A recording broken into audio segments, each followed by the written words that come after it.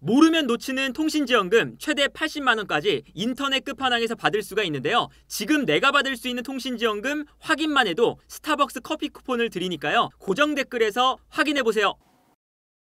알크마르와 토트넘의 유로파리그 16강 1차전 경기가 한국 시간으로 금요일 새벽 2시 45분에 펼쳐지는데 이 경기는 흐름 자체가 굉장히 명확한 경기라고 할 수가 있습니다. 알크마르가 유로파리그에서도 본인들의 경기 플랜을 살펴보면 기본적으로는 포백을 기반으로 수비라인 앞 공간을 제대로 메우면서 두 줄 수비를 만들어 놓고 일단 공격을 기다릴 때가 많아요. 아무래도 유로파리그 내에서 알크마르가 강팀에 속하는 팀이 아니라고 할 수가 있고 리그에서도 본인들이 볼 점유율을 굉장히 많이 가져가는 편은 아니거든요. 그런데 16강 플레이오프에서 갈라타사라이 본인들보다 훨씬 강팀을 상대로 홈에서 4대1, 원정에서는 2대2 무승부를 기록하면서 좋은 경기 결과로 갈라타사라이를 꺾고 올라왔어요. 그래서 기본적으로 알크마르는 역습을 노릴 거고 토트넘은 역습을 조심해야 되는 경기라고 할 수가 있는데 일단 알크마르가 현재 리그에서도 역습으로 6골을 득점을 했는데 이 6골은 리그 내에서 가장 많은 수치예요. 그만큼 역습으로 득점을 하는 빈도가 높은 팀이라고 할 수가 있고 역습을 할 때 기본적으로 토트넘이 취약한 모습들을 최근에 많이 보여주다 보니까 역습을 조심해야 되는 경기라고 할 수가 있습니다. 그리고 토트넘 같은 경우는 스펜스와 포로, 풀백들이 공격을 할 때 가운데로 좀 많이 들어오잖아요. 그 다음에 손흥민과 쿠루셉스키가 이렇게 경기장을 넓게 벌리면서 수비를 공략을 하려고 할 텐데 일단은 알크마르가 가운데에서 좁은 수비 간격을 만들어 놓고 스펜스와 포로가 들어올 때 더욱더 가운데에서 밀집된 수비를 보여줄 가능성이 큽니다. 예를 들면 이런 장면인 거죠. 이 장면을 보면 알크마르가 최전방 공격수부터 최후방 수비수까지 거리가 굉장히 가깝고요. 가까운 거리를 유지하면서 자연스럽게 수비 블록을 촘촘하게 만들고 있는 것을 볼 수가 있어요. 이게 갈라타사라이와의 16강 플레이오프 경기였는데 그러다 보니까 갈라타사라이도 요 안쪽 공간으로 볼이 들어가야 되는데 이 안쪽 공간으로 볼이 들어갔을 때 순간적으로 알크마르의 선수들이 둘러싸면서 압박을 하니까 가운데에서 볼을 주고받는 것이 굉장히 껄끄러워지는 것을 볼 수가 있습니다. 다른 장면도 마찬가지거든요.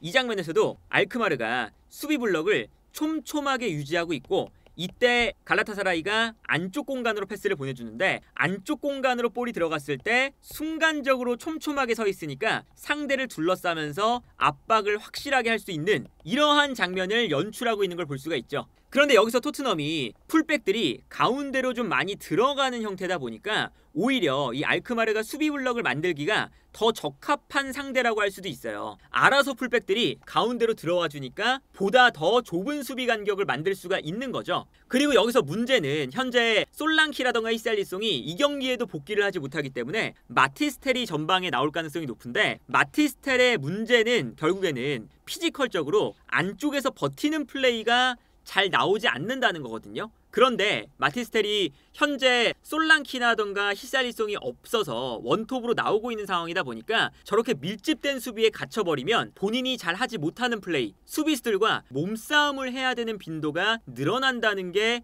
우려가 되는 부분 중에 하나라고 할 수가 있습니다. 그래서 토트넘은 기본적으로 경기장을 넓게 쓰면서 특히나 이렇게 풀백들이 가운데로 들어갔다면 수비가 가운데로 더 쏠리니까 측면의 공간이 많이 나게 되는 거잖아요. 손흥민과 쿨루셉스키를 활용해서 수비를 끌어내는 동작을 자주 가져가야 돼요. 예를 들면 손흥민에게 패스를 보내주면서 스펜스가 가운데로 들어가면서 수비를 가운데로 끌어당겼을 때 손흥민에게 패스가 가면 아무래도 넓은 공간에서 손흥민 선수가 볼을 가지고 돌파를 할 수가 있는데 이때 오른쪽 풀백으로 나오는 일본 국가대표팀 마이쿠마라는 선수가 오른쪽 풀백에 나와요. 그래서 마이쿠마가 끌려나가면 마이쿠마가 아무래도 손흥민과의 1대1 싸움을 할 수밖에 없거든요. 근데 여기서 공간이 넓어져 있고 아무래도 알크마르가 더 가운데로 쏠리게 되면 마이쿠마가 끌려 나올 때 사이거리가 더 멀어진다는 뜻이잖아요. 그러면 이때 손흥민 선수가 과감하게 돌파를 성공을 시켜줘야 반대로 쿨루셉스키도 반대편에서 알크마르의 왼쪽 풀백인 올페와의 싸움에서 돌파가 되어야 그래야 수비를 무너뜨릴 수가 있다.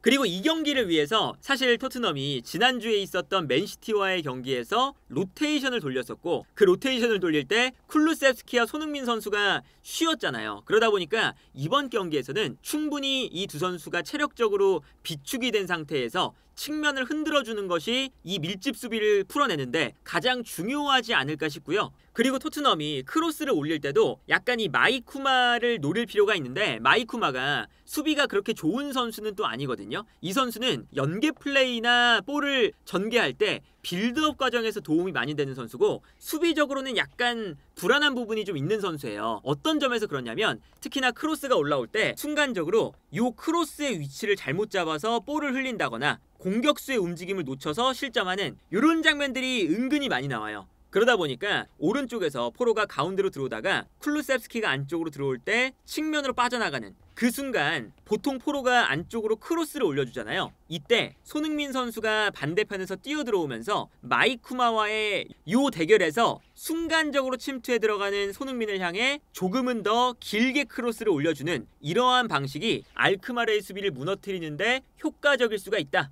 반대로 공격이 끝났을 때는 역습을 당할 때 좀 조심해야 될 필요가 있는데 기본적으로 역습을 통해서 득점을 많이 만들어내는 팀이라고 했잖아요. 그 이유가 기본적으로는 역습으로 나갈 때의 패턴 자체가 굉장히 잘 만들어져 있습니다. 일단 토트넘 출신의 패럿이 중앙에만 머무르는 게 아니라 좌우 측면으로 볼을 빼앗자마자 뛰어가거든요. 그러니까 특히나 이번 경기에서 풀백들이 가운데로 그리고 높게 올라가는 토트넘을 상대로 좌우 측면 공간이 어느 정도는 나와 있을 테니까 알크마르가 볼을 빼앗자마자 뛰어들어가는 패럿을 향해서 측면으로 패스를 보내줄 거예요. 그러면 패럿이 뛰어들어가면서 볼을 지켜줄 때가 많습니다. 그리고 수비수가 자연스럽게 한 명 끌려오겠죠? 그러면 그 순간 뒤에 있었던 메이넌스, 포쿠, 그리고 라도 이 선수들이 올라오고요. 여기에 더해서 왼쪽에 있는 올페가 아주 높은 공간까지 올라옵니다. 반대로 마이쿠마는 그렇게 높게 올라오지 않고 자연스럽게 3백 밸런스를 좀 맞춰줘요. 그러면서 기본적으로 풀백 한 명을 많이 올리면서 최전방에 있는 4명의 공격수에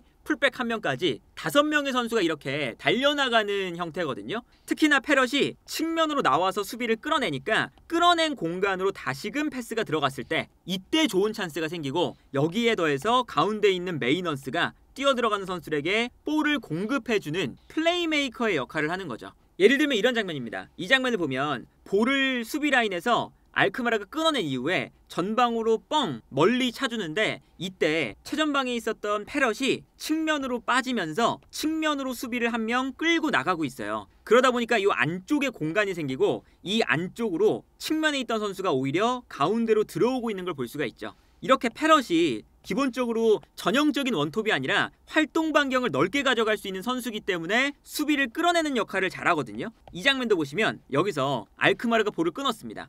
끊어낸 다음에 전방으로 패스를 보내주는데 일단 패럿이 측면으로 빠져 있어요. 수비를 그래서 본인에게 끌어당기고 있죠. 그래서 끌어당긴 다음에 수비가 끌려 나올 때 안쪽으로 뛰어들어가는 선수에게 패스를 먼저 보내줍니다. 그리고 여기서 이제 가운데에서 볼을 잡은 다음에 올라오게 되는데 요 전 장면을 보면 패럿이 가운데로 패스를 보내주는 순간 뒤쪽에서 왼쪽 풀백인 올페가 빠르게 뛰어 올라오고 있어요. 오른쪽에 있는 마이쿠마보다 왼쪽에 있는 올페가 더 공격적으로 올라오거든요. 이때 패럿이 가운데로 패스를 보내주는 순간 왼쪽에 있었던 라도가 가운데로 뛰기 시작합니다. 그러면서 수비를 가운데로 쏠리게끔 만드는 거죠. 그래서 결국에는 가운데에서 플레이메이커라고 볼 수 있는 메이넌스가 볼을 잡을 때 패럿이 수비를 한 명 끌고 나가고 라도가 가운데로 들어오면서 수비를 또 끌고 들어갈 때 뒤쪽에서 올페가 매우 빠르게 올라오기 시작을 하는 겁니다. 그 다음에 이 공간으로 패스를 보내주면서 올페가 이 공간에서 뒷공간을 허무는 장면이 나와요. 그리고 여기서 뒷공간을 허물자마자 바로 반대편에 있는 선수들이 공간으로 이제 뛰어들어가기 시작을 하는 건데 기본적으로 전방에 있는 뭐 라도라던가 패럿이라던가 메이너스라던가 이런 공격 자원들이 포쿠라던가 이런 선수들이 공간 침투에 좀 특화가 되어 있습니다. 그러다 보니까 측면에서 크로스가 올라올 때 결국에는 공간으로 다시 빠져있다가 뛰어들어가는 이 공간으로 다시 크로스가 들어오게 돼요. 그러니까 이게 역습에 특화가 되어 있는 팀들은 조금 스피드가 빠르고 측면과 중앙을 오가면서 서로 간의 스위칭이 자주 일어나잖아요. 딱 그런 팀의 공격 방식을 보여주고 있다고 볼 수가 있겠고 그러다 보니까 이런 장면도 나오는 거죠. 이 장면을 보면 후방에서 볼이 넘어갈 때 앞쪽에 있었던 패럿이 살짝 내려오면서 수비를 약간 끌어당겼어요. 그 순간 측면에 있었던 포쿠가 뛰어들어가고요. 뛰어들어가는 포쿠에게 패스가 길게 들어가는 거죠. 근데 포쿠의 스피드가 워낙에 좋다 보니까 한 번의 패스로 포쿠가 뒷공간을 허무는 장면이 나옵니다. 근데 여기서 이제 문제는 알크마르가 결정력이 토트넘에 비해서는 그렇게 좋지 못해요. 그러다 보니까 저런 1대1 찬스에서 놓치는 경우도 많지만 기본적으로 역습으로 나갈 때의 이런 선수들의 배치가 굉장히 체계적이다. 이 장면도 가운데에 패럿, 오른쪽에 포쿠, 왼쪽에 라도가 있습니다. 그 다음에 중앙에 메이넌스가 빠질 때 중앙에 있었던 클라시가 살짝 올라와서 공격에 가담을 하거든요. 오히려 이제 왼쪽 풀백인 올페는 미드필더가 한 명 올라오니까 순간적으로 올라오는 걸 자제하고 있어요. 그 다음에 여기서 아무래도 수비수들이 요 5명의 선수를 모두 다 체크를 해야 되다 보니까 여기서 수비가 무너지기 시작해요. 이 장면을 보면 가운데에서 메이너스가 볼을 받는 상황이다 보니까 측면에 있었던 수비수가 메이너스를 향해 올라갑니다. 그 순간 메이너스가 볼을 잡고 돌아서면서 측면으로 뛰어들어가는 포쿠에게 찔러주는 패스가 나오고요. 그러니까 기본적으로는 이 메이너스를 통해서 일단 패스가 전개가 돼요. 그리고 이때 메이너스가 포쿠에게 패스를 보내주는 순간 가운데에서 패럿, 클라시, 그리고 반대편에 라도 이렇게 다른 선수들이 뛰어들어가기 시작하는 거죠.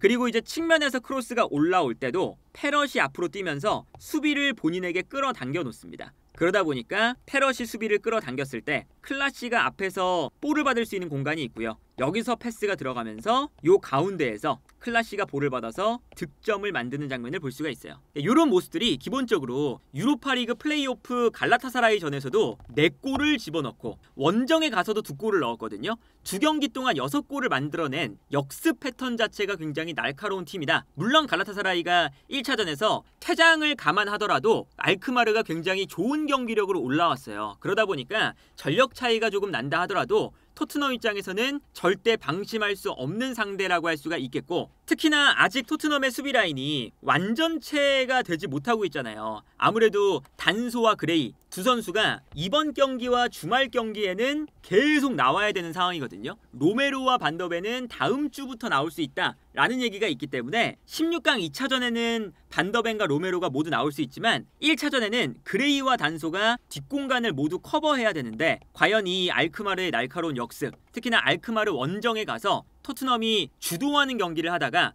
역습에 대한 대비를 어떻게 할 수 있을지, 이게 이번 경기의 가장 중요한 포인트가 되지 않을까 싶네요. 그리고 여기에 더해서 손흥민 선수가 최근에 득점이 11월 24일 호펜하임전 이후로 없는 상태예요. 지금 8경기 동안 득점이 없는 상황이라고 할 수가 있는데, 물론 어시스트는 있지만요. 그런데 알크마르가 역습을 할 때 왼쪽 풀백인 올페가 높게 올라가면서 자연스럽게 변형 3백을 만드는 형태잖아요. 이렇게 변형 3백을 만들 때 손흥민 선수 입장에서 좋은 건 어떤 거냐면, 기본적으로 마이쿠마가 높게 올라가지 않고 뒤쪽에 머무른다는 거죠. 만약에 마이쿠마가 공격적으로 올라오면 손흥민 선수도 어느 정도 내려가야 되는데, 마이쿠마가 올라오지 않으니까 손흥민 선수도 약간 위쪽에서 기다릴 수가 있거든요. 그러면 토트넘이 어떨 때 더 기회가 많이 나오느냐, 알크마르가 역습을 통해서 공격을 전개하다가 여기서 벤탄쿠르나 베리발 이런 선수들한테 끊겼을 때 바로 재역습으로 오는 순간 손흥민 선수가, 기본적으로 알크마르가 공격으로 나가다가 끊겨서 수비가 흐트러져 있는 상황, 그리고 마이쿠마가 올라오지 않아서 손흥민 선수가 비교적 높은 위치에서 뛰어나갈 수 있는 이런 상황이 만들어졌을 때 여기서 마이쿠마와의 1대1 이 경합 상황을 좀 기대해 볼 수가 있지 않을까 싶어요. 그리고 아까 이야기도 했었지만 손흥민 선수가 어쨌든 일주일을 쉬고 나오는 경기이기 때문에 맨시티전에서 후반전에 교체 출전하긴 했지만 포스테콜루 감독이 의도적으로 손흥민 선수의 체력 관리를 위해서 빼줬다, 클루셉스키도 마찬가지고 언급을 했을 정도면 이 경기를 위해서 손흥민 선수의 체력을 비축했다고 할 수가 있는데, 아무래도 이렇게 역습과 재역습으로 가는 이 과정에서 손흥민 선수의 빠른 스프린트와 이 마이쿠마와의 1대1 대결을 이길 수 있을 만한 드리블 능력, 이런 것들이 잘 발휘가 된다면 토트넘이 오히려 알크마르의 역습을 막아낸 이유가 더 득점이 많이 나올 수 있는 그런 기회를 얻을 수 있지 않을까 싶기도 합니다.